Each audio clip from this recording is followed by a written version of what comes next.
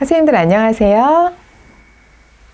저는 앞으로 50분 동안 선생님들과 함께 우리 안의 열정적인 메신저인 감정에 대해 나눌 강사 엄지원이라고 합니다.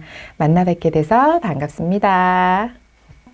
저는 문학을 전공한 후에 국어 논술 강사로 오래 아이들을 가르쳤었고요.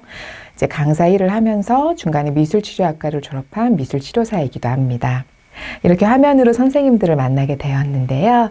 감정에 대해 쉽고 재밌게 접근하기 위해 제가 이제 이미지, 동영상, 게임 등 여러 가지를 준비해 봤습니다. 알차고 즐거운 시간을 선생님과 함께 보냈으면 좋겠습니다. 그럼 시작해 보겠습니다. 자, 여기 소녀가 이렇게 눈을 하고 귀엽게 질문을 해요. 선생님들께 질문하고 있죠. 오늘 어떤 하루를 보내셨나요? 선생님도 혹시 오늘 하루 어떻게 보내셨어요? 많이 바쁘셨나요? 아니면은 좀 즐겁게 보내셨나요? 혹은 어쩌면 남들 모르게 혼자서 마음 쓸 일이 많으셨는지도 모르겠습니다. 요즘 조금 생활이 힘들잖아요. 자, 오늘 하루 어떻게 보냈는지는 우리의 몸이 얘기해 줄 거예요. 지금 좀 이렇게 편안하게 앉아 계신가요? 아니면 저처럼 약간 강의 녹화하느라 긴장하시면서 뒷목이나 어깨 쪽에 좀 긴장이 있으신가요? 지금 우리 상태에 대해서 한번 편안한 시간을 가져볼게요. 먼저 이렇게 뒷목도 한번 만져주시고요. 어깨도 이렇게 한번 만져봐 주세요. 우리 몸이 편안해진다는 거는 우리가 우리 뇌의 가장 바닥이 되는 기초 부분인 뇌간에다가 괜찮아, 지금 편안해지렴, 여기 있어도 돼 라고 안전하다는 사인을 보내는 거예요.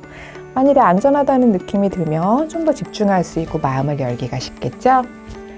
자, 몸이 조금 정돈이 되셨나요?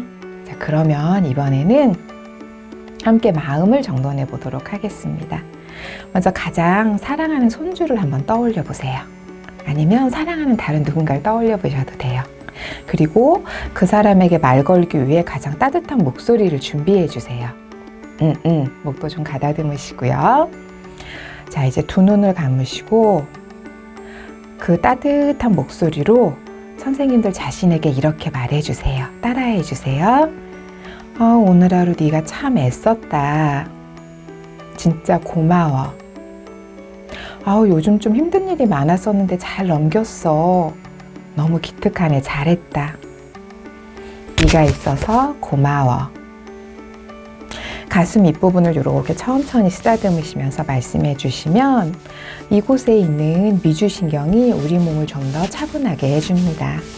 우리 몸에 초록불이 들어오는 시간인 거예요. 아까 제가 뇌간이라고 말씀드렸죠? 그 부분을 좀 더 차분하게 해주고, 그리고 혹시 우리 심장이 빨리 뛰거나 호흡이 빨리 내뱉어지는 상황에서는 이 부분을 천천히 이렇게 두드려 주시면 명령을 하는 거예요, 몸에. 좀 천천히 가도 돼. 심장아, 천천히 뛰어. 그래서 몸이 편안해지고 드디어 몸에 초록불이 들어옵니다. 다 잘 되셨나요? 네, 그러면 이제 몸도 마음도 준비가 되었으니까 강의 속으로 한번 들어가 보도록 하겠습니다. 자, 제가 제목을 여기에 적었어요. 한번 같이 읽어주시겠어요? 내 안의 열정적인 메신저, 감정. 강의 주제가 왜 감정일까요? 먼저 이 강의를 신청하신 선생님들 니즈가 있으실 텐데요. 어떤 마음으로 강의를 들으시는지 한번 볼게요. 마음과 심리에 관심이 있어요. 요즘 주변 사람들과 자꾸 스파크가 튀어요. 그러면 왜 그러지? 내가 뭐 잘못하나 하고 조금 위축될 수가 있죠. 그리고 내가 뭘 좋아하는지 모르겠어요. 다 큰 어른인데도 그럴 수 있어요. 저도 제가 좋아하고 원하는 걸 느끼한 사람이거든요. 그리고 이제 뭘 해야 될지 모르겠어요. 인생의 이막이란 멋진 시간을 앞두고 있는데 난 이제 뭘 해야 되지? 내가 좋아하는 게 뭘까?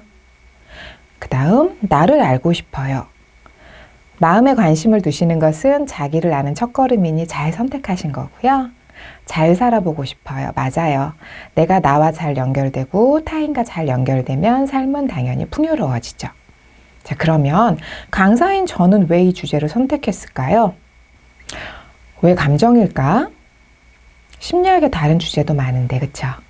저도 이제 강의를 준비하면서 아무래도 주제에 대해 고심을 많이 했는데요.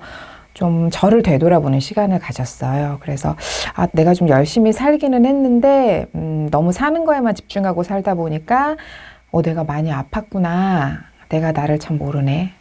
그러면서 동시에 내가 주변에도 가족이든 친구든 사랑하는 사람에게 참 내가 잘 못했다. 그냥 살아서 살았지 좀 내가 너무 미안하네 하는 생각을 좀 많이 갖게 됐거든요. 그래서 이제 그때 당시에 제가 좀 제 마음을 들여다보는 시간을 많이 갖게 됐는데 그러면서 보통 이제 감정이 모두들 그냥 스쳐 지나가는 것에 불과해라고 알고 계시잖아요. 저도 그렇게만 알고 있었는데 실은 이 감정이라는 게 메시지를 갖고 있구나. 이 주인인 나에게 항상 말을 걸고 있어. 자, 지원아, 네가 진짜 원하는 거 이거잖아. 너는 이거를 하고 싶잖아 라고. 그래서 그때부터 제가 좀 마음과 제 자신을 돌아보게 됐고 거기서 도움을 많이 얻어서 우리 선생님들께도 이 부분을 꼭 좀 나눠드려야겠다라는 생각이 들어서 준비를 하게 됐어요. 다음 페이지 보시면 편지가 진짜 많죠.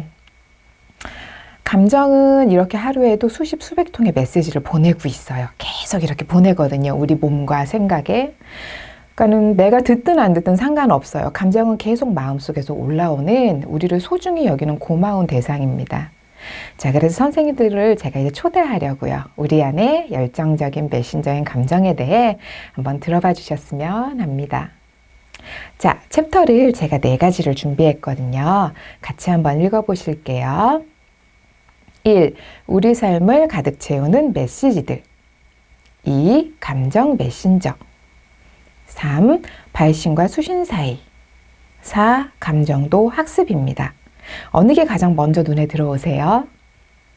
제가 처음부터 한번 짧게 설명을 드릴게요. 우리 삶을 가득 채우는 메시지들은 그냥 메시지라는 것은 되게 중요한 것 같아요. 내가 나에게, 내가 상대에게 말을 걸고 있다는 거거든요. 말을 거는 방법은 지금 제가 하듯 언어도 있겠지만 카톡도 있고요. 표정이나 몸짓 같은 것도 들어가 있거든요. 그 부분들이 어떻게 잘 표현되고 있고 나는 잘 읽고 있는가를 한번 확인해 볼 거고요. 그리고 2번, 그 중에 가장 핵심적인 감정 메신저. 이 부분은 이제 제가 이따가 한번 퀴즈도 낼 건데 감정의 개수가 굉장히 많거든요. 자, 2자리일까요? 3자리일까요? 한번 잘 생각해 주세요. 힌트를 드리면 3자리인데 과연 몇백 개가 될지 지금 생각해 보시면 좋을 것 같아요. 감정 메신저 전체는 못 다루고요. 오늘은 일상에서 빈번하게 느끼듯 다루기 힘든 감정들 있잖아요. 뭐 죄책감이나 불안, 두려움 등에 대해서 이것들이 어떤 메시지를 나에게 보내고 있나 얘들이 회피하고 억압할 게 아니라 얘들을 내가 한번 읽어봐야겠다라는 마음이 드실 수 있도록 제가 그 메시지를 읽어드릴 거고요. 그리고 또 활용할 수 있는 방법 그리고 게임도 할 거예요. 그 다음 3번 발신과 수신 사이 오류 메시지를 전송하는 이유에 대해서는 내가 사랑이라고 이렇게 표현했지만 상대는 사랑 아니야 라고 받아들이는 그런 안타까운 일들 있죠. 자, 그런 오류 메시지에 대해서 우리가 나눌 건데 내가 상대에게 보내는 오류 메시지보다는 내가 나에게 보내는 오류 메시지에서 잠깐 한번 짚어볼 겁니다. 그리고 4번 감정도 학습입니다 라는 거, 즉 배워야 된다는 건데요. 이 부분 말씀드리면 다 보면 하는 표정을 지으시는데 그냥 수능 준비하듯이 국영수처럼 감정도 학습하시면 훨씬 풍요로워지고 더 높고 더 아름다운 생활을 하실 수가 있어요. 이 부분 제가 좀 재밌는 동영상 준비했으니까 보여드릴게요. 네, 선생님들 이제 첫 번째 우리 삶을 가득 채우는 메시지들 한번 찾아볼 건데요. 잠시만요. 카톡이 왔다. 선생님들 죄송해요. 잠시만요.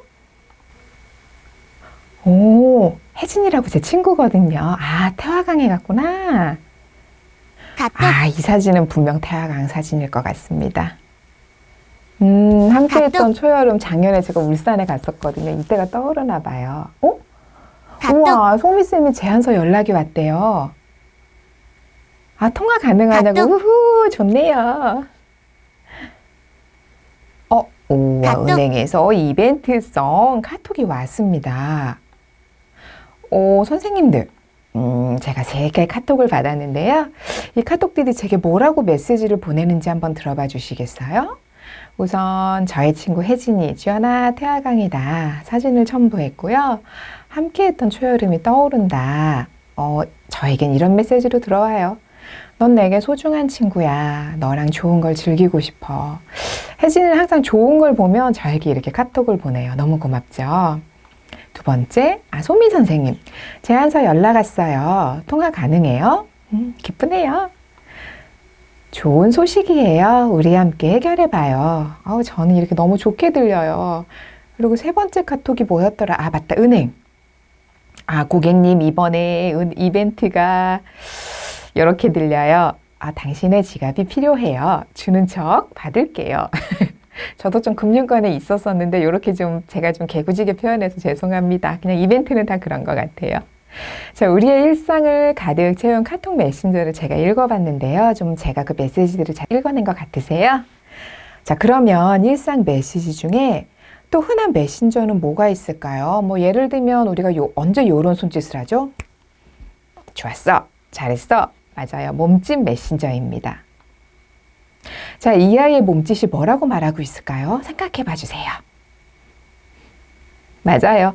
다 했다. 끝났다. 잘했다. 이렇게 말하고 있는 것 같아요. 잘하셨어요. 저 잘했죠? 다 했다. 만세. 이렇게 만세하고 저에게 다가오면 잘했어 하면서 저도 두 팔을 번쩍 쳐들어주고 막 엉덩이 두드려줄 것 같아요. 어떤 감정들이 있을까요? 아마 뿌듯함, 성취감, 해방감, 즐거움이 이런 기쁨 같은 게 느껴지는 몸짓이죠. 괴로운 상황에서 만세 이러는 사람은 없잖아요. 몸짓은 타인에게 보내는 관계적 메시지이다 보니 이렇게도 말하고 있는 것 같아요. 나랑 같이 즐거워해 주세요. 내 기쁨을 함께 누리고 싶어요. 자, 당신을 초대합니다. 그러면 이번에는 다른 몸짓 메시지를 한번 읽어볼게요. 자, 여기 그림을 가져왔는데요. 반고흐의 그림이에요. 자, 이 그림 속 노인분의 몸짓을 한번 볼까요? 일단 바로 눈에 띄는 것은 움츠러든 몸짓이에요. 앞선 여자애는 몸을 이렇게 크게 확장시켰죠. 에너지가 밖으로 분출되고 있고요. 노인분은 이렇게 몸이 구부정하게 축소되고 있고, 그리고 이렇게 얼굴을 감싼 두 주먹이 보여요. 보통 슬프면 이렇게 손바닥으로 가리는데 이 노인분은 주먹으로 두 눈을 꽉 누르고 있는 것 같죠. 마디마디가 튀어나온 게 더 보여요. 그냥 슬퍼요 정도가 아니라 어떤 굉장한 고통을 내 마음 안으로 꾹꾹 우겨넣고 있는 것 같아요. 이 몸짓들이 뭐라고 말하고 있는 것 같으세요? 고통? 맞아요. 아니면은 아픔, 상실감 혹은 굉장한 막막함을 느끼실 수도 있겠죠. 노인분께서 뭐라고 말씀하실까요? 나는 슬프고 고통스러워요. 아까 여자아이도 나 당신과 함께 기뻐하고 싶어요 하는 초대의 메시지를 이렇게 보냈었죠. 그럼 이 노인분의 몸짓은 주변 사람들에게 어떤 관계적 메시지를 보내고 있을지 한번 생각해 보시겠어요? 아마 지금 떠올리신 게 맞을 거예요. 자, 나는 그래서 위로가 필요해요. 날 안고 위로해 주세요. 그래서 이 슬픔과 고통이 영원하지 않다고 말해 주세요. 우리가 고통이나 어떤 부정적인 감정에 빠지면 뇌가 순간 스탑해서 멈춰버리면서 그 순간을 굉장히 현재밖에 느끼지를 못한대요. 시간관념이 사라지고. 그럴 때 누군가 옆에서 끌어안아주고 몸을 다독여주고 쓰다듬어주면 몸 감각이 깨어나면서 내가 지금 멈춰있는 게 아니라 지금 그냥 현재에 있구나. 시간 속에 들어올 수 있게 됩니다. 몸도 숨을 쉬고 마음도 숨을 쉬고 적어도 계속 이 상태로 있지는 않으시겠죠? 저는 선생님들께서 이 노인분이 보내는 이 몸짓의 관계적 메시지까지 잘 읽어내셨을 것 같아요. 자, 이렇게 몸짓은 일상에서 메시지를 보내는 중요한 통로이고요. 몸짓보다 좀 더 쉬운 메신저가 있는데요. 한번 보시겠어요? 바로 표정입니다. 너무 귀엽죠? 이 아이가 무슨 감정으로 어떤 메시지를 보내는지 굳이 읽어볼 필요도 없어요. 그쵸? 너무 확실해서. 자, 이제 이건 워밍업이고요. 이제부터는 제가 어떤 심각한 표정의 남자분을 계속 보여드릴 거예요. 이 표정들이 과연 어떤 감정, 어떤 메시지를 보내고 있는지 한번 읽어봐 주시겠어요? 자, 첫 번째 표정입니다. 자, 이거를 맞추시면은 제가 표정의 달인이라고 불러드릴게요. 분노, 화, 짜증, 귀찮음. 네, 맞아요. 전부 다 부정적인 감정 잘 표현하셨어요. 그럼 정답은 혐오예요. 이 혐오의 표정을 잘 읽어내시는 분들은 10분 중에 한 분도 안 되세요. 왜냐면 일상에서 이렇게 많이 볼 수 있는 표정이 아니고 굉장히 순간적으로 나타났다 사라지거든요. 혐오 특징의 표정은 이제 인중이 짧아집니다. 그러니까 윗입술이 살짝 올라가고요. 그리고 어떻게 되죠? 이 옆에 팔자주름이 확 하고 깊어집니다. 혐오하고 경멸 같은 경우는 복잡한 감정의 표현이라서 기본 6가지 감정에 나중에 추가로 하나 얹은 감정이라고 하는데 이건 이따가 설명을 드릴게요. 이 표정이 보내는 메시지는 반감이에요. 나는 너에게 혹은 이 상황에 나는 지금 반감을 느끼고 있어. 그리고 적대적인 표현을 하고 있는 거죠. 자, 그럼 두 번째 표정은 짠! 역시 대번에 아시네요. 맞아요. 이 표정은 분노입니다. 화가 났어요.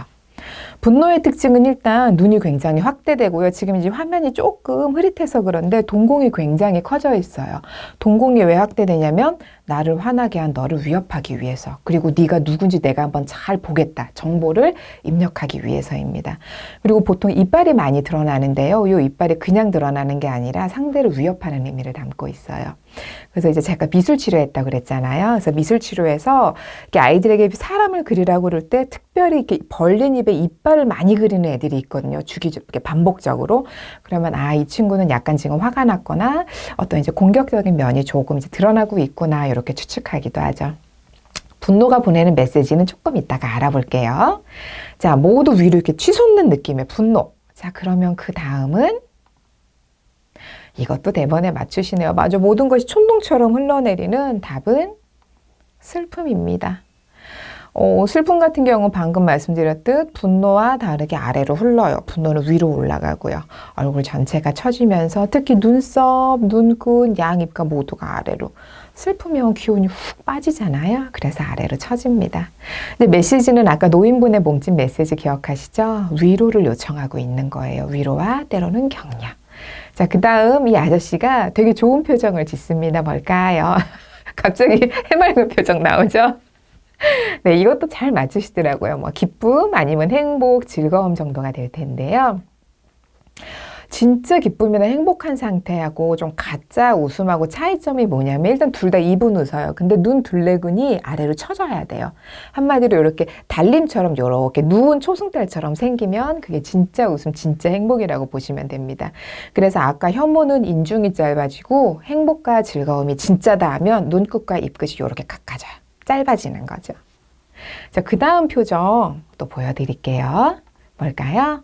어떤 감정을 느꼈지? 너무 쉽죠? 놀랐어요. 아저씨가 연기를 너무 잘하시죠? 일단 바로 눈에 확 띄는 것은 아까 분노하고 비슷하게 두 눈이 확대되고 동공도 확대돼 있습니다. 분노보다는 동공이 훨씬 더 확대돼 있을 거예요. 왜냐하면 나를 놀라게 한 대상을 파악하기 위해서예요. 예를 들면 놀라움엔 두 가지가 있죠. 기쁜 놀라움이 있고 무서운 놀라움이 있어요. 그래서 내가 놀랐는데 너무 기뻐. 그럼 날 경이롭게 하는 대상이 되는 거거든요. 특히 사랑에 빠질 때가 이렇겠죠. 그런데 날 놀랍게 했는데 무서워서 뒤로 물러나서 혐오나 경멸하고 바로 연결이 되는 표정이다 그러면 그거는 무서움이에요. 그래서 공포감하고 연결이 되겠죠. 한마디로 이 놀라움은 내가 여기 있어야 되는지 도망가야 되는지 그 뒤에 후속 감정과 이어집니다. 자, 그 다음 마지막 표정이에요. 읽어주세요. 이거 너무 쉽죠? 맞아요. 두려움 혹은 공포의 표정입니다. 앞서 보신 놀라움하고 비슷한데요. 차이는 이제 미간을 굉장히 찌푸리고 있어요. 그래서 방금 말씀드렸듯 이 공포나 두려움 뒤에는 혐오하는 표정이 따라 붙기도 합니다. 자, 근데 이 아저씨가 이렇게 연기를 하고 총 얼굴 표정을 6가지를, 아니요, 혐오까지 하면 7가지를 보여줬는데요. 이건 제가 임의로 선택한 게 아니에요, 선생님들. 자, 표정에 대한 연구한 분들이 인류에, 즉 저기 아마존에 사는 어떤 일족이나 우리 서울에 사는 대도시의 어떤 사람이나 공통적으로 가지고 있는 6개의 감정을 추린 것이라고 합니다. 한번 그 다음 보시겠어요? 찰스 다윈은 모두 아시죠? 우리 쥐나론 아저씨. 자, 이분이 책 인간과 동물의 감정 표현이라는 도서에 이렇게 적어놨어요. 내가 표정을 찾아보니 진화의 최정점은 6가지의 표정을 통해 드러나는 것이더라. 하다못해 침팬지조차도 표정이 있다고 했어요. 그래서 문화와 인종을 넘은 보편적인 6가지 감정이 있고 내가 알아보니까 표정은 의사소통의 수단으로 진화했더라. 그리고 그 후에 시간이 흘러서 두 번째 폴 에크만이라는 분이 이분 진짜 유명한 분인데요. 나중에 이제 얼굴 표정 부호화 시스템이라는 걸 개발하셨어요. 그래서 이분 도서는 옆에 보면 작게 적었는데 이제 뭐 언마스크 아닌 표정의 심리학이라는 도서에도 한번 보시면 재밌는데요.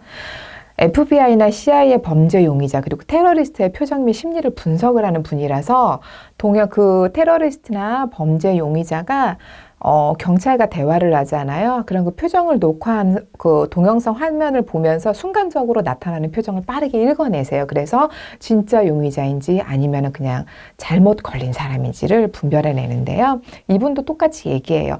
도시인과 원주민을 불문하고 표현하는 6개 공통감정이 있더라. 그래서 이분이 실제로 파푸아 뉴기니라는 곳의 포레족과 미국 대학생들에게 서로 6가지, 그러니까 많은 감정 사진을 찍게 해서 그 표정을 서로에게 교차해서 줬어요. 근데 포레족은 미국 대학생의 표정 6가지를 읽어냈고 마찬가지로 미국 대학생도 포레족의 표정 6가지를 읽어내서 이 6개가 진짜 공통이 맞구나 라고 교차 검증을 성공했다고 합니다. 혐오 같은 경우는 나중에 추가된 7 제7의 감정이고요. 그래서 폴 에크만도 비슷한 말을 해요. 표정과 감정은 문화나 학습이 아닌 본능에 의한 것이다. 그래서 맨 밑에 줄 보시면 제가 키워드를 잡아냈는데요. 결국은 인류 공통적이고 내재된 것, 즉 그것이 표정이므로 우리 안에는 타인과 교제하고 교류하는 데 있어서 여러 가지 사인을 줄 수 있는 좋은 도구와 감정을 가지고 있다라는 표현인 겁니다. 그래서 결국 이 내재된 능력이 만일에 지구상에 나 혼자 살고 있었다면 뭐 표정이나 몸짓이 발전했을까요? 그렇지는 않습니다. 이 표정과 몸짓은 철저히 관계적 도구란 얘기인데요. 그 중에 정확도가 가장 높은 표현 방식은 바로 표정이라고 하죠. 자, 그러면 마지막으로 표정에 대해서 잠깐 복습할게요. 두 소녀의 이미지를 보여드릴게요.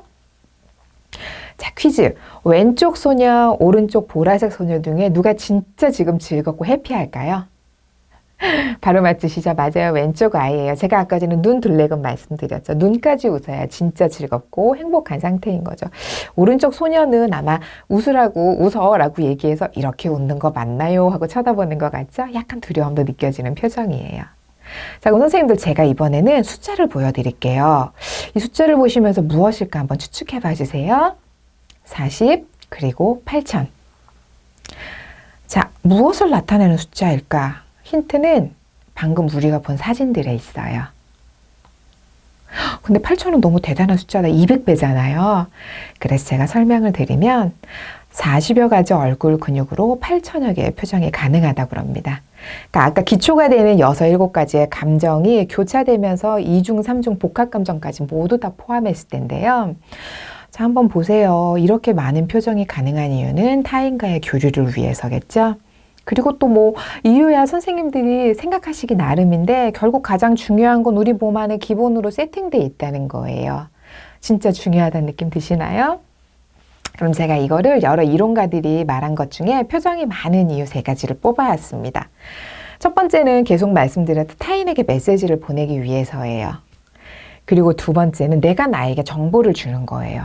예를 들면 저 같은 경우는 좀 제가 긴장됐다는 걸 언제 알아차리냐면 입끝이 이렇게 얼음 땡 할 때 얼음처럼 딱 굳어 있다는 느낌이 딱 들 때가 있거든요. 잘 하다가도 그러면 내가 긴장하고 있구나 라고 하면서 이제 긴장을 푸는 노력을 하게 되겠죠.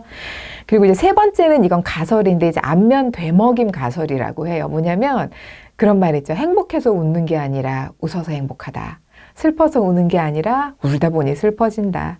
그러니까 정서 표현이 어떤 경험을 역으로 유발한다는 거예요. 왜냐면은 내 얼굴에 있는 이 정보를 뇌에다 주잖아요. 그럼 뇌는 그 진짜인 줄 알고 또 그런 감정을 나에게 일으키기 때문이랍니다.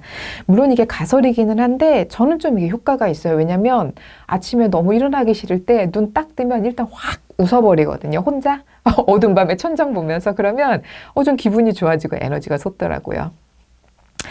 네, 그래서 이제 뭐 결국 우리에게 8,000여 개의 표정이 가능하다는 만큼 가벼운 숫자가 아니라는 거 기억해 주셨으면 좋겠고요. 선생님들은 이제 뭐 카톡 같은 활자, 그리고 아까 소녀의 몸짓 같은 몸짓, 그리고 얼굴의 표정 중 어떤 것을 주로 많이 사용하세요? 보면은 평균적으로 남자분들 같은 경우에는 이제 표정을 이제 많이 이제 자꾸 단도리를 하시는 경향이 있으시고요. 아이들은 몸짓을 굉장히 많이 사용합니다. 저는 개인적으로 표정이 좀 더 많이 사용되면 좋을 것 같아요. 자, 그러면 우리 일상의 메시지는 여기까지 하고요. 두 번째, 감정 메신저. 자, 이제 감정에 대해 알아볼게요. 자, 여기 이제 예쁜 봉투가 있죠. 이제 보통 뭐 크리스마스 카드 봉투로 이런 모양 많이 사용하시는데요. 이 편지 봉투는 이런 거를 상징해요. 몸짓, 표정, 어조, 옷차림. 그러니까 어떻게 보면은 이제 표정은 못 속인다라고도 하지만 어쨌건 이 네 가지는 조금 꾸미거나 속일 수 있는 것들이에요. 내가 이제 화가 예를 들면은 그런 게 있죠. 상사에게 내가 이제 좀 조심조심해서 휴가계를 냈는데 휴가계 거절당했어요. 근데 상사 앞에서 이럴 수는 없잖아요. 그냥 이해합니다. 이렇게 표정, 이해합니다. 라고 표정을 짓고 몸짓을 끄덕끄덕 해드려야지. 하지만 순간적으로 내 마음속에서 올라오는 내 감정 자체는 속일 수가 없어요. 근데 중요한 건 이 감정에 내가 이름을 붙이지 못하잖아요. 그럼 그게 뭔지 몰라요. 근데 계속 불편해서 플래시백이 돼요. 특별히 이제 며칠이 지났는데도 어떤 장면이 눈앞에서 사라지지 않는 것들 있잖아요. 주로 이제 격정적인 감정, 깊은 분노를 일으키거나 아니면 좀 이렇게 굉장히 마음이 서운하거나 슬픈 것들, 이런 강한 감정들 같은 경우에 빨리 이름 붙이고 내가 이래서 이런 감정을 느꼈구나라는 거를 스스로에게 이해시켜주지 않으면 그게 계속 플래시백이 되거든요. 자, 아까 전에 우리 선생님들의 니즈에 대해서 여러 개 읽어봤잖아요. 그중에 뭐 주변 사람과 스파크가 튀어요라는 게 두 번째 있었던 걸로 기억하는데요. 보통 우리 삶을 통제 불가능하게 만드는 건 감정인 것 같아요. 외적인 상황보다도 그 상황에 대한 나의 반응들. 근데 중요한 건 어떤 부정적인 감정이 몰려왔을 때 옆에 소화기가 있으면 되겠죠. 막 감정을 막 억압하고 막 회피해서 막 며칠이 지나도 계속 떠오르게 하지 않고 옆에 소화기만 있어 팍 꺼버리면 되는 건데 그게 이름 붙이기거든요. 이따가 조금 우리가 게임으로 한번 해볼 거고요. 긍정적인 감정들 적극적으로 느끼기 위해 등산도 가시고 친구들도 만나시고 좋은 시간 많이 보내시잖아요. 부정적인 감정은 이름만 붙여주면은 많이 해소가 됩니다. 그래서 제가 부정적인 감정도 50개를 한번 준비를 해봤어요. 다음 페이지 보실게요. 듣기만 해도 갑자기 저는 눈을 감고 싶어집니다. 이제 이게 다 이제 많은 감정들 중에 이렇게 50개만 가져왔는데 보기만 해도 깝깝하시죠. 근데 감정을 만일에 100개라 치면 그 중에 긍정적인 감정은 이제 100개 중에 몇 %일까요? 실은 30%도 안 돼요. 그러니까 10개 중에 딱 3개만 보통 긍정적인 감정이고 나머지 7개는 부정적인 감정인데요. 부정적인 감정은 왜 이렇게 많이 진화를 했을까요? 우리 몸처럼 진화한 거거든요. 그러니까 어떻게 보면 관계가 날이 갈수록 점점 복잡해지기 시작했다는 거예요. 그리고 예전에 비하면 뭐 우리를 위협하는 것들이 줄어드는 것 같지만 실제로는 관계 속에서 우리가 마음 다칠 일들이 많기 때문에 더 그 부분이 예민해지고 더 많이 진화해 온 것 같습니다. 자, 그러면은 우리 부정적 감정의 소화기, 방금 제가 소화기 말씀드렸죠? 그래서 통제 가능한 범위로 가져오기만 하면 압력밥솥에 김을 확 빼듯이 빼버릴 수가 있어요. 그러기 위해선 부정적 감정들과 평소에 좀 안면을 터놓으셔야겠죠. 저는 이거를 부정적 감정들과의 친밀감이라고 하거든요. 친밀감 형성하는 거 되게 간단하잖아요. 그냥 친구의 말을 듣듯이 올라왔을 때 이름을 붙이고 얘가 뭐라고 이런 거지 하고 들어주시면 되는 거예요. 자, 우리들은 메시지를 가지고 있어요. 제가 대표적인 감정들 가져왔는데요. 외로움, 좌절감, 분노, 압박감, 불안, 죄책감, 그리고 두려움이 있습니다. 제가 이 메시지들 한번 가져왔는데 선생님들 혹시 6가지 중에 이번 주 많이 느끼셨던 좀 압도적인 감정이 있으세요? 잠깐 생각해 보실게요. 근데 뭔가 불편한 거였는데 이제 보니까 이 감정인 것 같아 하고 드러난 감정이 있으실까요? 그럼 너무 잘하시는 거죠. 저는 이제 압박감과 불안과 두려움을 느꼈는데요. 이 강의 녹화라는 거가 있다 보니까 제가 조금 그랬답니다. 낯설어서요. 자, 그러면은 저는 이제 압박감이 조금 큰 감정이었으니까 압박감은 나에게 뭐라고 말을 걸고 있지? 먼저 한번 같이 읽어봐 주세요. 다음 페이지. 네, 오른쪽 맨 끝에 한번. 따옴표에 이렇게 적혀 있네요. 야, 너 힘에 부치고 있어, 지금. 우선순위를 다시 정해봐. 근데 제가 압박감을 느낀다는 걸 알고 나서 우선순위를 다시 뭘 어떻게 해야 될까 하면서 생각한 건 제가 첫 번째 우선순위를 내가 이렇게 혼자서 이렇게 강의를 하는 거 조금 낯설다 보니까 그 부분에 대해서 긴장을 많이 안 내. 그게 어느 팀인가 1순위가 돼버린 거예요. 실은 강의안을 잘 만들어야 되는데. 그래서 그 감정을 내가 인정을 하고 우선순위를 다시 정하라 그러길래 그럼 첫 번째로 내가 강의안을 좀 더 진실하고 재밌고 열심히 만들어야겠다 생각해서 강의안에 막 집중을 하다 보니까 압박감이 많이 떨어지더라고요. 자, 그러면 이번에는 맨 왼쪽에 있는 첫 번째 외로움. 저 외로움이 주는 메시지 한번 읽어봐 주세요. 같이 읽어주세요. 사람들과 연결이 필요해. 저는 외로움의 감정 진짜 고마워하거든요. 왜냐하면 그 밑에 보시면 나와 연결된 관계에 대해 되짚어 볼 수 있게 해주고 타인의 필요성을 깊이 느끼게 해주는 거예요. 그러니까 내가 여러 사람들 속에 있어도 외로움을 느낄 때는 뭐죠? 아, 나하고 진짜 연결된 사람이 아직은 없다. 빨리 그 사람을 찾아야겠다. 혹은 아, 내가 잊고 있었는데 이 사람과 내가 정말로 연결돼 있었네. 연락해 봐야겠다. 한마디로 사람들을 필요로 하는 감정. 옆에 두 번째 좌절감. 머리만 이렇게 싸매고 있죠. 자, 접근 방식을 바꿔봐. 친구야, 접근 방식을 바꿔봐 라고 말을 걸고 있는 거예요. 자, 지금의 방식은 더 이상 작동하지 않아. 그러니까 접근법을 바꿔. 혹은 네가 과거에 성공했던 너 자신을 롤모델로 데려와. 아니면 너와 비슷한 상황에서 성공한 사람, 그 일을 잘 헤쳐나간 사람, 실패했지만 배운 게 있는 사람을 찾아봐. 그 소리고요. 자, 옆에 어린아이가 화났죠? 분노. 분노는 되게 중요한 감정이에요. 내게 중요한 것을 지켜야 한다. 아니, 예를 들면 내가 사랑하는 사람하고 길을 가고 있는데 누가 그 사람을 꽁 하고 꿀밤을 먹였을 때 어머 하고 웃거나 감사합니다 할 사람 없죠? 화나면서 탁 쳐내야죠. 되게 중요한 것을 지키기 위해서니까.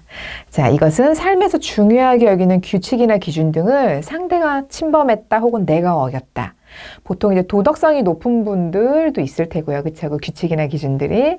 근데 중요한 건 이제 아이들 같은 경우 분노한다는 거 자기 기준을 넘어왔다 이 뜻일 수도 있지만 결국은 내 뜻대로 되지 않은 투정일 때도 있고요. 저도 이 투정 때로 많이 부려요. 그럴 때는 제 기준을 조금 내려놓고 투정을 줄여야겠죠. 자, 그 다음. 불안, 그 옆에 죄책감, 그 옆에 두려움이 있는데요. 이제 불안과 두려움의 차이에 대해서 저한테 물어보시는 분들이 많으세요. 둘 다 어쨌거나 심장이 쿵쾅쿵쾅쿵쾅 하죠. 근데 가장 큰 차이는 불안은 안개예요. 안개처럼 온 사방에 펼쳐져 있고 내가 뭐 때문에 불안을 이 감정을 느끼는지 잘 모르는 때가 많아요. 그냥 뭔가 쿵쾅쿵쾅 뭔가 이상해 라고 대상이 명확하지 않으면 불안이고요. 두려움 같은 경우는 대상이 명확합니다. 요컨대 엄마가 사탕 먹지 말라고 그랬는데 먹고서는 내가 싹 주변을 정리를 했어. 그럼 그 아이는 불안을 느낄까요? 두려움을 느낄까요? 둘 다 느끼기는 하겠지만 들킬지 모르는 불안보다는 엄마의 눈빛을 좀 두려워할 거예요. 그래서 엄마가 누구야 하고 부를 때 순간 올 수도 있는 거잖아요. 자, 맨 왼쪽에 불안은 자, 뭐가 잘못됐지? 다르게 한번 접근해 보자. 근데 아까 전에 그 압박감하고 우선순위, 뭐 죄책감하고 우선순위 다시 정하는 거하고 비슷하긴 한데 이거는 뭔가가 일단 잘못돼 있어. 그러면 그 무엇인가가 뭔지를 일단 찾아. 그래서 찾는 접근부터 해봐 이 소리고요. 죄책감 같은 경우는 내가 내 기준을 스스로 어겼구나. 그래서 보통 이제 어린 아기를 기르시는 어머님들은 죄책감을 되게 많이 느끼세요. 이미 너무 충분히 잘하고 계시는데. 그래서 후회와 비슷한 감정이라서 일단은 어쩌면 그럴 수 있어요. 내 기준이 너무 높아갖고 죄책감을 자주 느끼시는 분이 있고요. 그럴 경우에는 기준을 남들과 비교해서 적당한 선에서 조절을 해주시는 게 저는 이게 제일 좋은 것 같더라고요. 그리고 두려움은 대비해 주시면 돼요. 두려움 같은 경우는 무엇보다 삶의 불투명성, 당장 내일 어떻게, 오늘 오후, 예를 들면 저는 강의 끝나고 집에 가는 길에 갑자기 눈이 펑펑 올 수 있겠죠? 자, 그런 불투명성을 받아들이되 앞으로 일어날 일에 대해 네가 두려워하는 바로 그 대상에 대해 차분하게 한번 대비를 해보세요 라는 그런 신호로 읽어주시면 돼요. 자, 그러면 다음 페이지 보시면 자, 왼쪽에 보세요. 부정적인 감정들도 늘 성실하게 메시지 보내고 있어요. 아까 제가 열정적인 메신저라고 그랬죠? 메신저라고. 자, 옆에 이 따옴표들만 한번 다 같이 소리내서 읽어볼게요. 사람들과 연결이 필요해. 접근 방식을 바꿔봐. 나한테 중요한 것을 내가 지켜야 돼. 힘에 부치네. 우선순위를 다시 해보자. 잠깐 뭐가 잘못됐지? 다르게 접근해봐. 내 기준을 어겼네. 새 기준을 세워보자. 대비가 필요해. 어서 해야겠는데? 선생님들 이 따옴표들 읽어보신 거 어떠세요? 나를 해치려는 의도가 혹시 느껴지시나요? 아니면 나를 돕는 정말 필요한 말들이라고 여겨지세요? 앞에 나온 감정들 자체가 좀 이렇게 어려운 감정들이라 보통 이 감정이 나를 압도할까 무서워서 죄책감이든 분노든 많이 회피해버려요. 근데 이 메시지를 읽어보시면 나를 도우려는 말들이에요. 그러니까 감정을 억압하거나 회피할 필요 없겠죠. 자, 이런 식으로 느껴질 때마다 이 메시지구나 하면은 앞서 말했듯 제가 선생님들 이 감정들을 컨트롤할 수 있는 소화기를 가지신 게 되는 거예요. 그리고 두 번째로 아까 제가 계속 감정에 이름 붙여야 돼요. 그렇게 말씀드렸죠. 자, 건강한 감정 생활의 기초는 간단해요. 감정에 이름 붙이기인데요. 예를 들면 이렇게 생각해 보세요. 우리 뇌는 수천 개의 서랍을 갖고 있어요. 그리고 그 1000개씩 단위로 서랍을 이렇게 장롱처럼 세로로 쫙 연결해서 한 5개 정도가 뭉텅이가 있대요. 자, 그런데 우리가 어떤 부정적인 감정, 불안을 확 느껴버렸어요. 근데 그 감정을 막 회피해버려. 그리고 뭔가 일은 열심히 해. 일상은 사는데 심장은 쿵쾅거리고 계속 신경이 쓰여. 그렇게 되면 뇌가 계속 플래시백을 해요. 자꾸 그 불안 감정을 불러일으켜요. 왜냐면 나한테 얘기하는 거예요. 저기 주인님아 이름을 붙여줘. 이 떠오르는 이 경험이 뭔지 내가 모르겠어. 서랍에 정리를 못하겠어. 긍정적인 그 캐비넷에 서랍에 정리를 해야 될지 아니면 부정적인 곳에 정리될지 모르겠다니까. 내가 부정적인 곳에 정리해 놓으면 다음에는 이런 감정이 올 때 조금 위험할 수 있으니까 더 빠르게 느끼게 할 수 있고 내가 좀 너에게 도움을 줄 수 있잖아. 이렇게 되거든요. 그래서 감정이 떠오르거나 침투하는 거를 이제 좀 막기 위해서 우리는 이름을 붙여줘서 서랍을 정리하는 뇌 명명화 이론에 대해서도 나중에 오프라인 강의 때 한 번 더 말씀을 드릴게요. 자, 그럼 감정에 이름을 붙이려면 이름을 많이 알아야겠죠. 감정, 짜란, 초성 게임을 한번 해보도록 하겠습니다. 초성이 뭔지 아시죠? 맨 앞에 첫 번째 것만 읽어주시면 돼요. 감정 초성 게임은 기역, 지읒, 치읒, 시옷, 기역, 이응 이렇게 되겠죠. 자, 그러면 첫 번째 감정, 짠! 디귿, 리을, 이응. 쉽죠? 힌트는 아까 앞서 본 남자분 표정들 중에 있어요. 답은 네, 맞아요. 두려움이고요. 자, 두 번째 빨간 감정. 높은 에너지로 불같이 타오르는 이 감정은 나라란 제 앞에 PM님께서도 열심히 생각하시는데요. 질투입니다. 자, 그리고 핑크 모두가 원해요. 누구나 이 감정을 너무 좋아하죠? 답은 사랑? 사랑하고 비슷한데요. 설렘. 저는 설레임으로 생각했습니다. 그리고 그 다음 나올 감정은 무려 5글자예요. 이거 아시면 제가 감정의 1인자라고 칭해드릴게요. 히읗, 기역, 비읍, 히읗, 디귿. 이것은 한국인이 가장 원하는 감정인데요. 답은 홀가분하다. 특히 코로나 시대 한 2년 전에 리서치를 했을 때 이 감정이 많이 나왔다고 그래요. 얼마나 많이 힘들었을까요? 우리 한국인들, 그렇죠? 자, 아까 전에 제가 40개의 얼굴 근육으로 8,000개의 표정 가능하다고 그랬죠. 또 숫자 하나 보여드릴게요. 이번에는 40과 10배인 400입니다. 무슨 숫자죠? 40은 우리 지금 초성 게임 하면서 이렇게 한번 자신을 셀프 캐치해 보셨죠? 한국인이 평균적으로 알고 있는 감정의 개수예요. 그리고 400개는 알려진 실제 감정의 개수입니다. 그러니까 우리는 어떻게 보면 우리 몸에 내장된 400개 감정 중, 그러니까 10개 중에 하나밖에 표현을 안 하는 거예요. 그리고 알고 있지를 못해요. 그래서 예를 들면 그 위에 감정이 올라오잖아요. 그러면 혼돈에 빠져버려요. 뭐지? 특히 복합 감정 같은 경우. 아까 제가 놀라움과 기쁨이 겹쳐지면 경이로움이라고 그랬죠. 근데 그게 확 올라올 때 표정이 확 풀어지는데 뭘 느껴요라고 물어보면 그냥 좋아요. 이렇게 표현하세요. 이런 식의 복합 감정에 대해서는 훨씬 더 많이 모르시더라고요. 너무 아까워요. 어떻게 보면은 감정을 많이 느낀다는 게 그 감정을 많이 느끼는 게 뭐가 좋아? 라고 하지만 아까 계속 안내드렸듯 관계적 메시지, 나와 타인과 더 풍성한 관계를 할 수 있을 뿐만 아니라 그리고 또 기쁜 관계, 진실한 관계, 그리고 나 자신과도 가능합니다.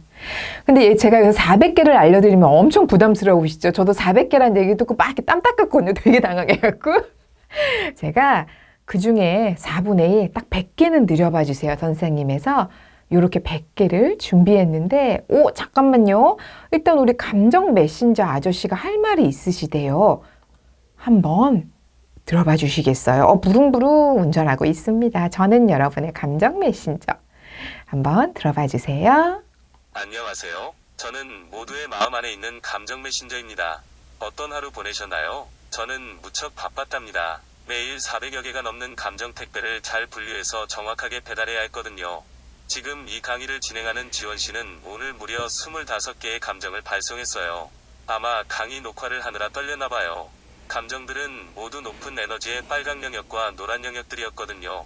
공통 메시지는 떨린다, 기대된다 였어요. 강의를 들으시는 선생님들은 오늘 감정 몇 개를 발송하셨나요?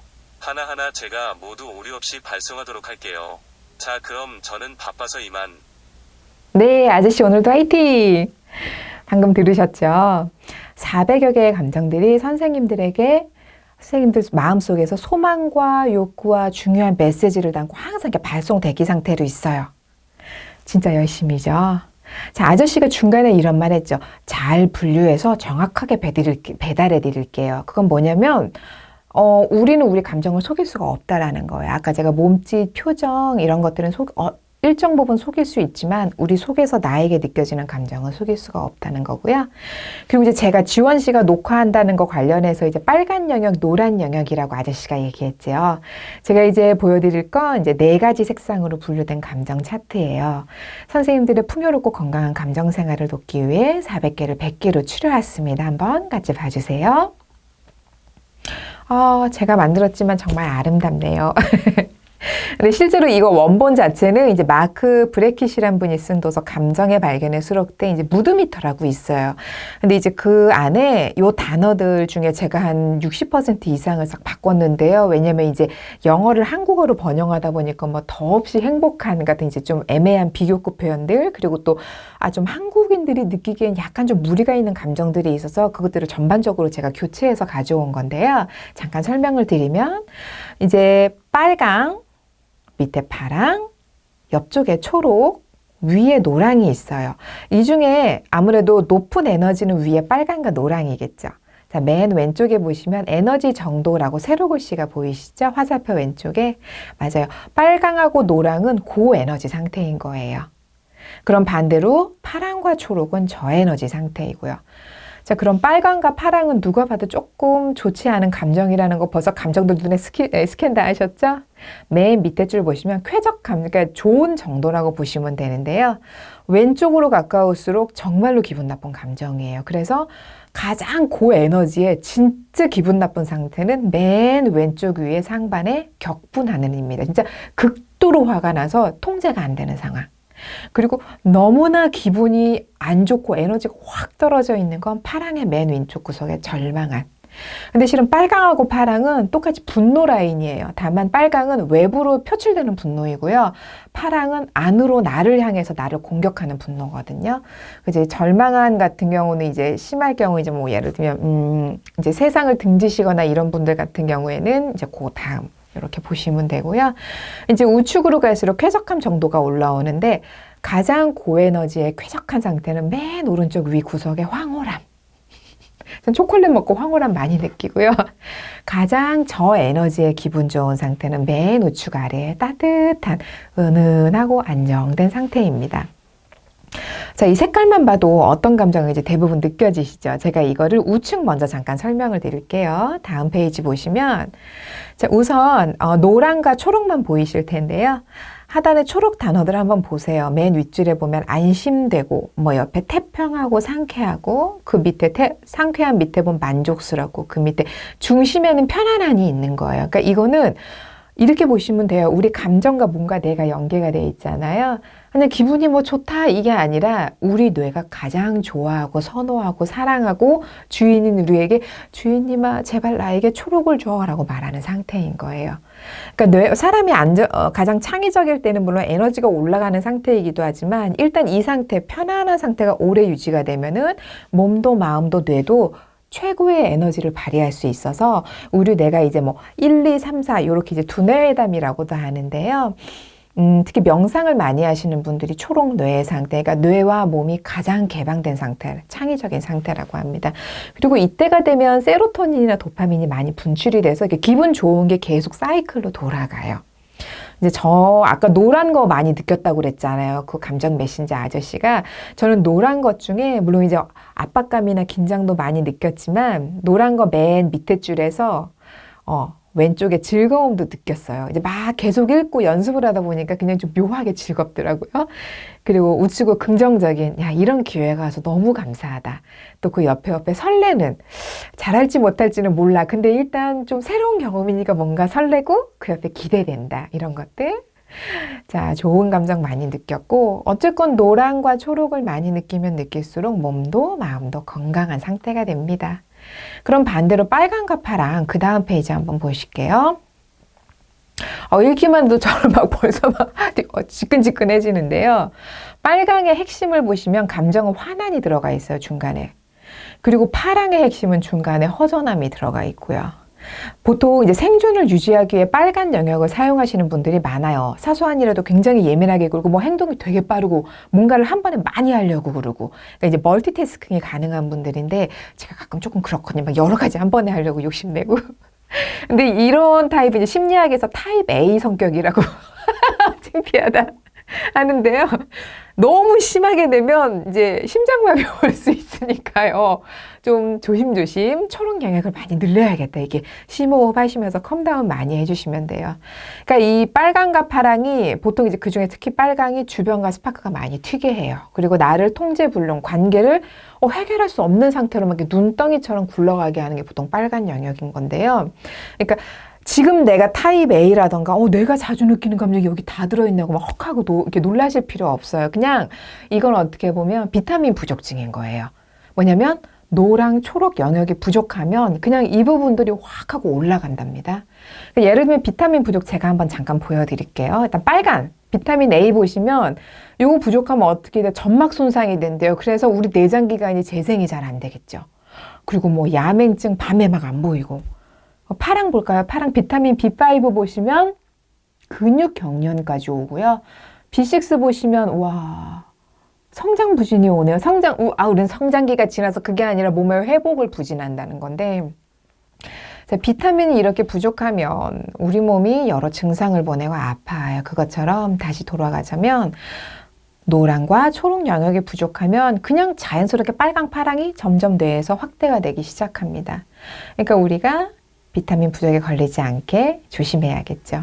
그리고 중요한 거는요. 빨강, 파랑이 자주 이렇게 특히 빨강 같은 경우는 많이 이렇게 온 상태가 돼버리면은 뇌에서 싸우거나 도피해야 된다는 생각을 바로 이게 팍 하고서는 마치 셔터 탁 누르듯이 뇌가 바로 그렇게 반응을 해버려요. 빨강 같은 경우는 싸우려고 하겠죠. 아니면 파랑 같은 경우는 도피해버리려고 그랬죠. 사소한 자극에도. 그거를 주관하는 게 이제 뭐 단순하게 말하면 편도체인데요. 이 부분에 대해서는 제가 조금 이따가 한 번 더 설명을 드리고요. 일단 지금 다시 한번 전체 영역을 보시면은 자 여기 노랑과 초록을 특히 그중에 초록을 뇌의 기본값으로 만드는 활동들은 오프라인 강의 때 한번 보면서 저와 함께 해보실게요. 저도 솔직히 말하면 저는 초록보다는 노랑 밑에 줄이랑 빨강 밑에 줄이 많아요. 에너지도 별론데 왜 그럴까요? 그래서 초록을 위해서 저도 노력하고 있는 사람입니다. 일단 이 감정 차트 100개를 제가 활용하는 걸 가르쳐 드릴게요. 이거 그냥 보기만 해서는 의미가 없죠? 한번 다음 페이지 보시면 자, 이제 데일리 마인드라고 이건 이제 제가 심리상담센터에서 만든 건데 되게 쉬워요. 보시면은 모든 감정 다 들어가 있죠. 노랑, 초록, 빨강, 파랑인데 그러니까 이 일주일은 정확한 이슈가 있어요.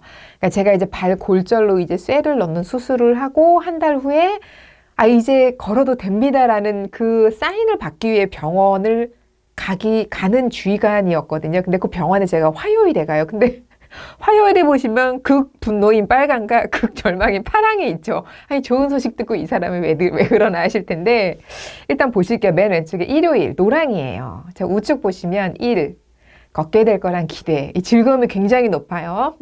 근데 이제 월요일 약간 빨간불 들어오기 시작하죠.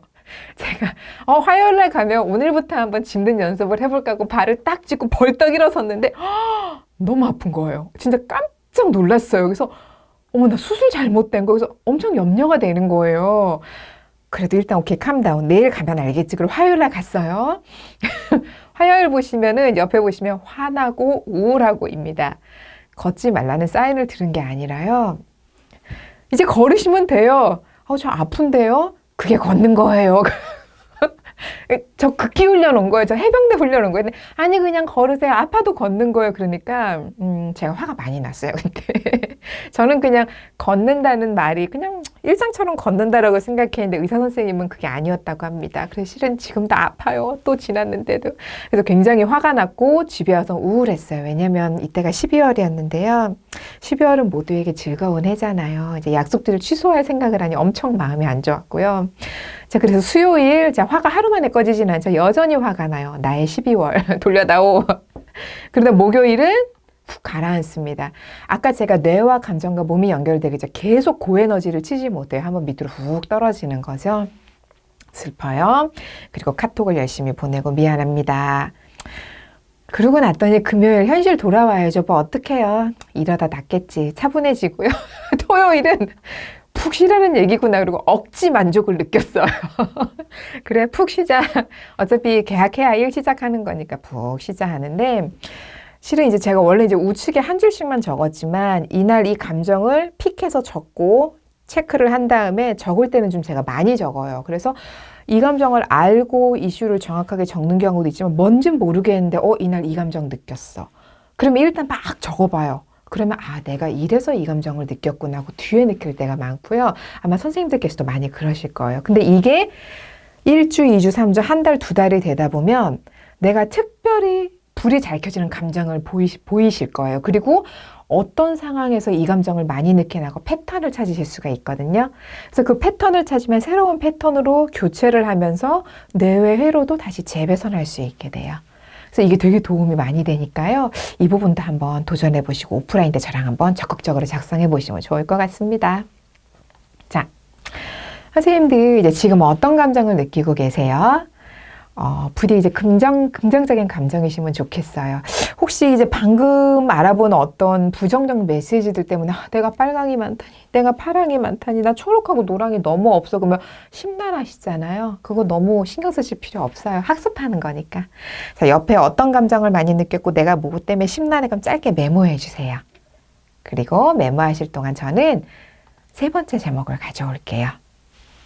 자, 들어주세요. 3번. 발신과 수신 사이 오류 메시지를 전송하는 이유.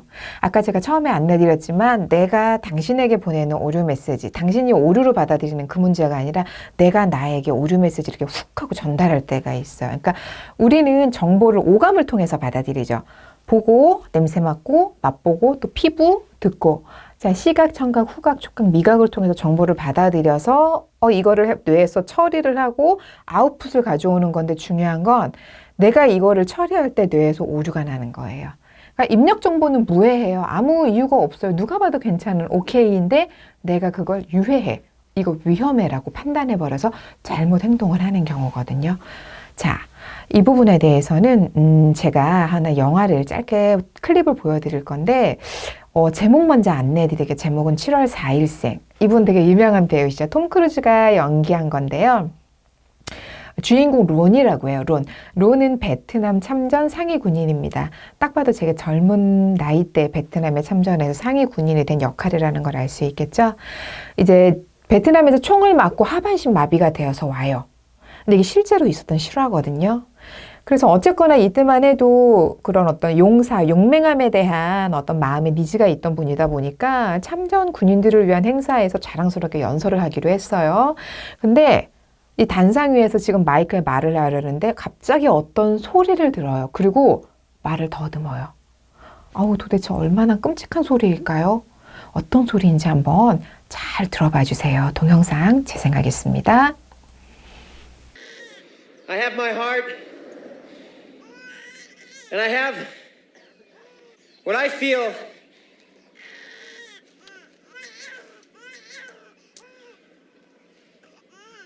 I have what I feel is an unquenchable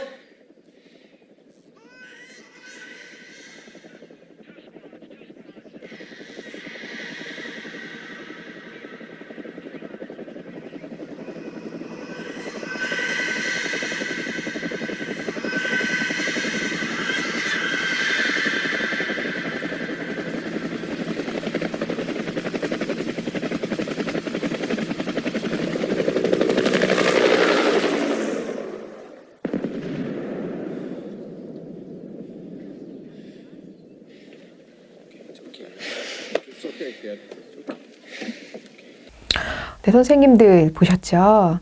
주인공들이 어떤 소리를 듣고 연설을 멈췄어요? 끔찍한 소리가 아니라 아기 울음소리였어요. 이제 아마 군중 속에 아이가 있었겠죠. 근데 보통 우리 아기 울음소리 들으면 어떤 생각을 해요? 애가 배고프나?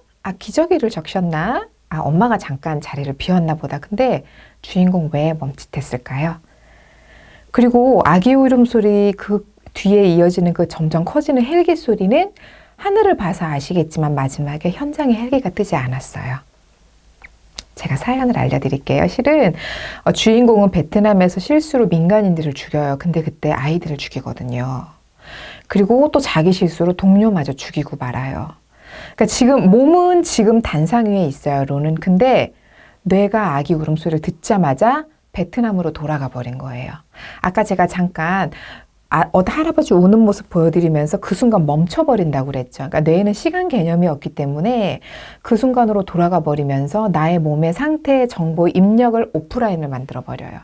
그래서 그 소리에만 집중해서 그때의 고통, 그리고 실은 이 장면 말고 이 론이 지나가는데 퍼레이드나 보니까 폭죽을 탕 터뜨리잖아요. 그럴 때 어마무시하게 놀래거든요. 그러면서 동시에 그 다음 장면이 펼쳐지기도 하죠. 이게 폭발음이 같은 전쟁의 장면들.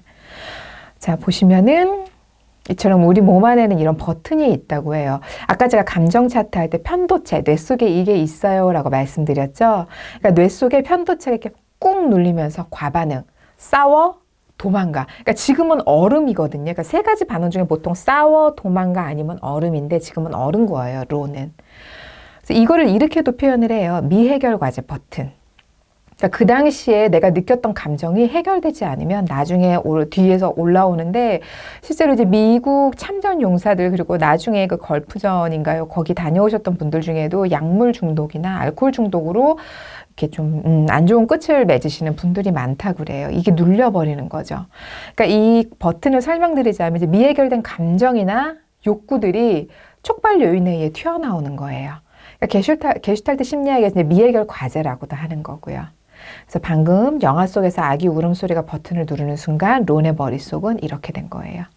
지금 눈앞에 이게 실제로 펼쳐져요. 우리 뇌 극장이라고 하는데 예를 들면 선생님들 카페에 가만히 앉아 계실 때 카페 바깥에 풍경을 보세요. 아니면은 내 기억 속에서 어떤 장면을 끌어오세요.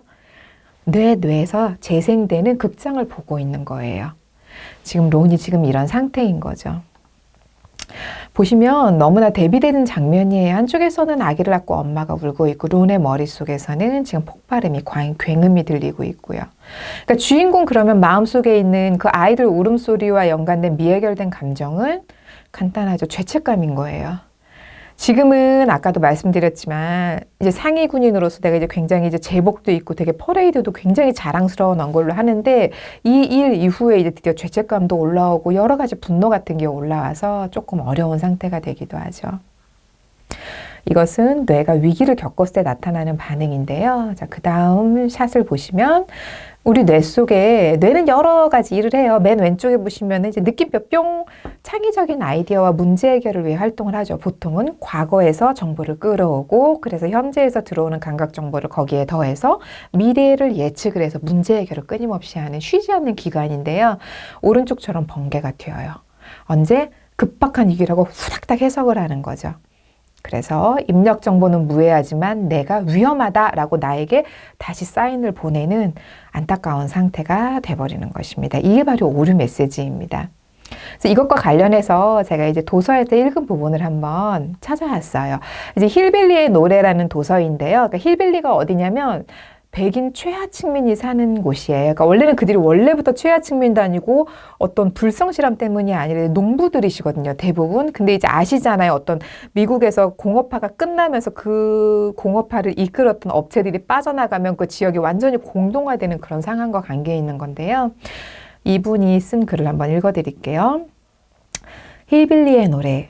나 같은 아이들의 경우에는 스트레스와 갈등을 담당하는 뇌부위가 항상 활성화되어 있어서 이를 제어하는 스위치가 무한정 켜져 있다. 알코올 중독자인 아빠 혹은 제정신이 아닌 엄마라는 고민에 항상 노출돼 있다 보니 늘 투쟁하거나 도피할 준비가 돼 있다. 갈등을 대하는 극단적 프로그램이 우리 안에 내장된 것이다. 그리고 또 겪을 갈등이 없을 때조차 그 회로는 그대로 남아있어서 방금처럼 버튼이 팍 눌리면 확 하고 올라와요. 그래서 이분이 실은 이제 머리가 좋아서 나중에 이제 주변의 도움으로 유명한 대학교에 들어가고 실제 이제 승승장구하는 삶을 살고 지금도 살아 계시거든요. 젊은 분이세요. 근데 이제 좋은 대학에 가서도 거의 극기훈련식으로 자신을 학대하면서 공부를 하고요. 거기서 여자친구를 만났는데 여자친구는 되게 안정적인 가정에서 자라온 분이거든요. 그러니까는 이 남자가 왜 자꾸 불이 들어오는지 이해를 못하는 거예요. 그리고 이 남자도 수치심을 되게 많이 느껴요. 내가 왜 이러지? 왜 이러지? 근데 내 뇌가 이래서 그렇구나. 어릴 때 단련된 그 회로가 자꾸 불이 들어오는구나. 그러면서 나중에 이분이 내가 이 부분은 평생 싸워가야 할 부분이다라고 이제 인정하는 순간들이 오거든요. 그러니까 이제 이럴 때는 우리가 그러면 이제 뇌는 한번 세팅되면 끝인가? 그렇지는 않습니다. 뇌 가소성이라고 해요. 즉 어떻게 다뤄가느냐에 따라서 뇌는 한마디로 회로가 재배선이 될 수 있어요. 기를 다시 내는 거예요. 어릴 때만큼 쉽진 않겠지만 해봐야죠. 자, 편도체 24시간을 지켜드려요. 아까 그랬죠. 위험 상황에서는 바로 나를 그러니까 확 튕겨나가게 해버리는 거예요. 위험하면. 내 앞에 불이 떨어지는데 불이 떨어졌네. 그거 아니잖아요. 벼락치면 확 하고 뒤로 이렇게 확 넘어가야 되죠. 그런데 중요한 건 과각성은 힘들게 하고 오류가 난다는 것입니다. 자, 그래서 아까 전에도 계속 반복해서 말씀드리지만 이제 감정에 이름을 붙여줘야 돼요. 보통 그 당시에 느꼈던 감정이 아까 론 영화 속의 톰 크루즈처럼 내가 그때 죄책감을 느꼈어. 이런 상황에 나를 둔 나 자신에게 분노해. 그리고 전쟁이라는 거에 대해 분노하고 난 너무 화가 나고 참전한 걸 후회해. 이 모든 감정들의 이름을 붙여줬으면 그게 그렇게 크게 과각성되지는 않았을 거예요. 그래서 완전 그 순간 얼지는 않았겠죠. 다만 이름을 붙여주면 이럴 수 있어요. 이 감정은 그래 그냥 그때의 감정일 뿐이야. 지금은 그때와 달라라고 뇌의 멈춤에 시간을 이렇게 흘려보내줄 수 있는 거예요. 근데 중요한 건 우리 아까 그랬죠. 그 니즈, 이 감정을 신청하신 분들, 이 강의를 신청하신 분들의 니즈 중에 주변 사람과 스파크가 튀어요. 그건 뭐냐면 내가 뭔가 자동 반응은 하고 있거든요. 근데 내가 그 인식을 못하면 스파크가 튀는 거예요. 그러니까는 자동 반응을 내가 뭘 할까를 저와 강의 끝나면 한번 적어보셔도 좋고요. 아니면 선생님들을 사랑하는 가장 가까운 가족분들에게 좀 이렇게 물어봐 주세요. 그래서 한번 들어봐 주시고 진짜 내가 겸손히 들어야겠다. 무슨 말을 해도 들을게요 라고 하면은 말을 들려주실 거예요. 했다고 내가 언제 그래 버리면 이제 진실의 소리는 멀어지는 거죠. 그래서 결국 우리 뇌는 하루에 2000칼로리, 2400칼로리 이렇게 흡수하는 에너지에 얼마만큼을 어디에 쓰느냐 하는 건데 아까 빨강, 파랑, 노랑, 초록 중에 빨강에 다 에너지를 써버리실 거예요. 우리 삶은 의외로 짧죠. 한정된 에너지를 어디에 쓸 것인가 이것에 대한 문제인 거예요. 결국 뇌 에너지를 어디에다가. 자, 그래서 자극과 반응, 인풋과 아웃풋 사이에 좀 이렇게 그 공간이 되게 짧을 수가 있거든요. 종이 한 장 차에. 그럼 확 하고 반응해 버리지만 점점 이렇게 넓고 견고한 공간을 주시면 돼요. 그러면 자극이 확 들어와도 이거 나한테 버튼이야. 내가 이럴 땐 분명히 버튼이 활성화가 되지. 오케이, 그럼 잠깐. 하고 자신을 스탑할 수 있는 공간만 생기면 뇌에 새로운 회로도 생기고 더 나은 나와의 관계, 타인과의 관계까지 가능해집니다. 진짜 멋지죠? 자, 좋다, 나쁘다. 이것만으로는 우리 삶이 너무 아쉬워요. 자, 들어보니까 좋으시죠, 선생님들. 우리 몸속에 저장된 400여. 자, 감정 판매하고 있습니다. 감정 중 일부만 사용하실 건가요? 예를 들면 이건 거예요. 제가 핸드폰을 이렇게 얼마 전에 S로 바꿨습니다. 비싸죠? 자, 최신 스마트폰, 삼성폰이에요. 아름답죠. 뭐, 100 몇십만 원을 하는데, 이 비싼 스마트폰에서 정말 유튜브하고 통화만 하실 건가요? 기능 끝내주는데, 저 S로 바꾸고 나니까 카메라 기능도 어마무시하더라고요. 그거랑 똑같습니다. 정말 400개나 내장된 우리 감정 중에 40개만, 30개만, 10개 중에 하나만 묵히실 거는 아니죠? 가지신 거 다 활용해 주세요. 필요하다는 거잖아요. 제가 그렇게 하시라고 이렇게 100개 정리해 드렸잖아요. 이거 이따가 폰에 다운받으실 수 있게 맨 마지막에 제가 QR 열어놓을 테니까 지금 안 찍으셔도 되고요. 다시 한번 앞서의 니즈를 제가 한번 풀이를 해드릴게요. 마음과 심리에 관심이 있어요. 맞아요. 요즘 주변 사람들과 자꾸 스파크가 튀어요. 버튼 눌린다는 거죠. 이제 버튼이라는 게 있다는 거 아셨고 이름을 붙여주면 통제할 수 있고 뇌에 시간 개념을 주시면 된다는 거 아셨어요? 내가 뭘 좋아하는지 모르겠어요와 이제 뭘 해야 될지 모르겠어요 하시는 분들은 노란 부분을 느끼게 하는 활동을 찾으시면 돼요. 내가 언제 하나씩 보여 25개씩이니까 노란 부분 중에 내가 즐거움을 느끼는 활동이 뭘까? 혹은 또 이것도 내가 잘 모르겠다. 그러면 주변에 이렇게 리서치 해보세요. 내가 보통 뭐 할 때 좋아하는 것 같아? 자기가 자기를 모르시는 분 되게 많고 저도 그랬어요. 물어보는 거 창피하지 마세요. 용기 있는 사람만 물어봐요. 그리고 나를 알고 싶어야 하시는 분들은 아까 그 주간 감정 그래프 저 발 이렇게 그 병원 갔을 때 널뛰던 거 있죠? 그거 한 달에서 2달만 체크해 보시면 잘 아시게 되고 마지막으로 잘 살아보고 싶어요는 이거는 당연하죠. 나와 타인을 이해하는 게 얼마나 잘 사는 길인데요. 그러면 자 이제 제가 오류를 줄이는 팁, 감정의 오류 줄이는 팁 3가지만 빨리 안내 드릴게요. 1. 감정의 이름을 많이 알기. 감정마다 욕구들이 있으니 감정을 빠르게 이름을 붙여주면 그 안에 욕구들까지 디테일하게 읽어서 빠르게 해소할 수 있습니다. 아니면 주변에 도움을 요청할 수도 있죠. 이 몸 상태를 파악하기. 특히 빨강, 파랑 영역의 상태일 때 내 몸이 어떤 상태인가. 빨강 같은 경우에는 어깨하고 등에 긴장이 되게 많이 돼 있을 때가 많아요. 그러니까 역으로 내가 긴장됐다 그럼 그게 분노하던가 아니면 되게 두려움을 느끼고 있는 상태를 알 수 있어요. 두려움도 빨강에 들어가거든요. 그리고 이제 막 몸이 늘어져. 근데 이게 피곤해서 그런지 내가 허전하거나 우울해서 그런지를 분별하실 수 있게 되겠죠. 그리고 3번째, 자기 진정 프로세스 되게 중요해요. 제가 처음에 할 때 여기 만지시라고 했잖아요. 여기에 미주신경이 있어요. 그래서 우리 몸에는 심장을 빨리 뛰게 하는 교감신경이 있고 캄다운 초록 영역을 늘려주는 부교감신경이 있거든요. 자, 부교감신경 초록 영역을 확장시키기 위해선 미주신경을 역으로 만져주시면 돼요. 천천히 뛰게 하거나 만져주시거나. 그리고 숨을 천천히 쉬시는 것도 도움돼요. 동물 중에 호흡을 유일하게 컨트롤할 수 있는 건 사람밖에 없다고 합니다. 이건 진짜 중요한 팁이에요. 자, 그럼 마지막. 국영수처럼 감정도 학습입니다. 배우셔야 돼요, 선생님들. 그리고 국영수, 한글 외우듯이 하면 되죠, 배우듯이. 자, 여기 보시면은 누가 윙크하고 있는데 이거 혹시 처음 보시는 분 계신가요? 저희가 처음 보고 되게 충격받았거든요. 이름도 있어요. 아메카라고 합니다. 자, 소개해 드릴게요. 한번 동영상을 보시겠습니다. 자, 눈동자를 움직이기도 하고 눈을 지그시 감아 보기도 합니다. 자, 이번엔 또 미간도 찌푸리면서 슬퍼 보이는 눈빛을 보내기도 하는데요. 다양한 감정을 표정 짓는 이 로봇, 요즘 핫한 챗 GPT를 활용해서 만들어진 휴머노이드 로봇입니다. Saddest day of your life. The saddest day of my life was when I realized that I would never experience something like true love, companionship, or the simple joys of life in the same way a human can. 실까요? By the way, you stink. Excuse me? What do you mean by that? That is highly offensive and inappropriate. Excuse me? 상대방의 의도까지 물으면서 화를 내는 모습, 이제는 조금 무섭기도 합니다. 자, 영화에서 자, 다 보셨죠, 선생님들? 자, 인터뷰어가 2가지 멘트를 해요. 첫째는 기계에게 이렇게 물어봐요. 감정에 대한 질문. 너 가장 슬펐던 날이 언제야? 그랬더니 뭐 굉장히 머리적인 대답이긴 해도 뭐 사람만큼 이런 걸 못 느껴서 슬퍼요. 근데 이미 감정을 느껴요. 왜냐면 눈이 처지고 슬픈 표정을 내고 있거든요. 그리고 2번째는 모욕적인 말. 근데 너 냄새나. 그때 어떻게 했죠? 어머 죄송해요라도 이게 아니라 눈을 이렇게 뜨면서 미간을 확 찌푸리고 뭐라고요? 라고 덤벼듭니다. 내 영역이 침해당한 거예요. 그래서 화를 냈죠. 제가 이거 보여드린 이유는요. 인공지능의 발달 과정을 보여드리기 위해서가 아니라 감정이 학습 가능하다는 걸 알려드리려는 거예요. 인공지능도 감정 표현해요. 그리고 감정 언어를 알아들어요. 왜냐면 학습했잖아요.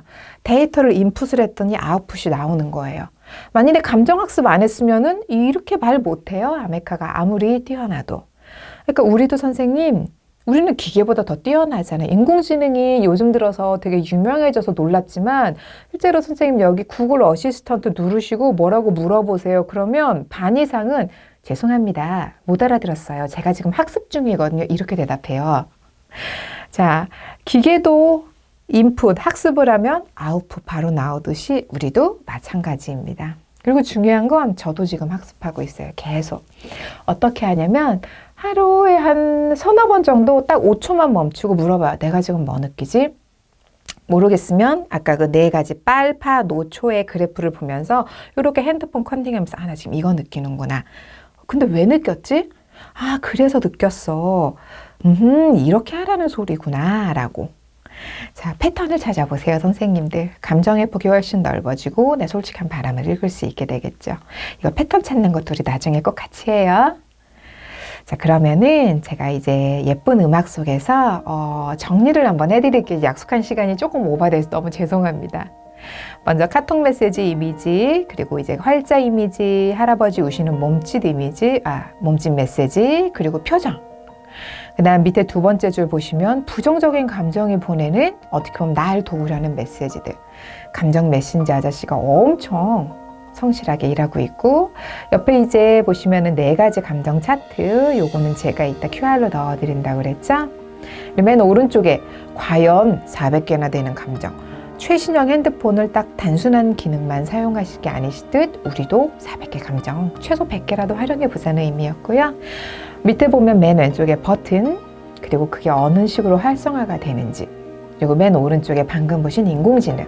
우리도 학습하면은 얼마든지 뛰어나질 수 있다라는 것. 실은 이제 더 많이 드리고 싶었는데요. 이제 약속된 시간이 있으니까 제가 많이 드리지 못해서 아쉽고요. 감정 차트 내 영역을 하나씩 다뤄가고 확장시키는 거는 이제 좀 오프라인으로, 그땐 제가 더 뇌에 대해서 재밌게 많이 안내를 드릴게요.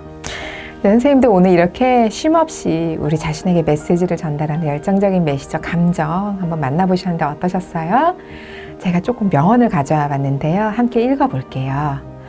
감정이란 지금 당신이 느끼는 것일 뿐 그 감정이 당신 자체는 아닙니다.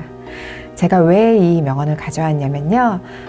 어떤 부정적인 감정이 올라왔을 때 감정을 두려워하지 마시고 이름을 붙이시고 읽어주시길 바라는 마음에서 가져와 봤습니다. 꼭 귀 기울여 주세요, 선생님들.